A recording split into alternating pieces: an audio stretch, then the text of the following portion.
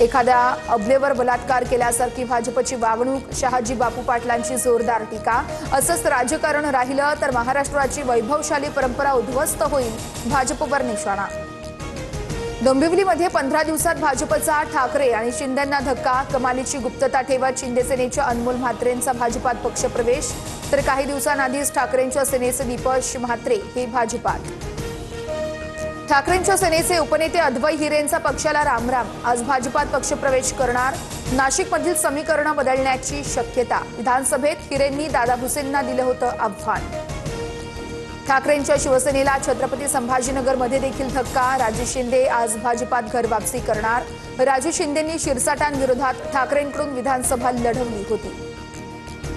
रत्नागिरी नगर परिषदेसाठी राजन साळवींच्या मुलाला उमेदवारी नाकारली, महायुतीच्या निर्णयाने निवडणुकीतून बाजूला व्हावं लागतंय, अथर्व साळवींचे सोशल मीडियावर भावूक पोस्ट।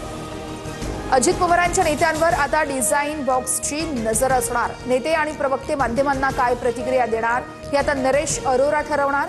माध्यमांना प्रतिक्रिया देताना नेत्यांची कोंडी। भाजपच्या निवडणूक संचालन समितीची आज महत्त्वपूर्ण बैठक, तर दादांच्या राष्ट्रवादीच्या स्टार प्रचारक निरीक्षकांची देखील आज बैठक होतीये। स्थानिक निवडणुकीतील युती संदर्भात चर्चा होणार।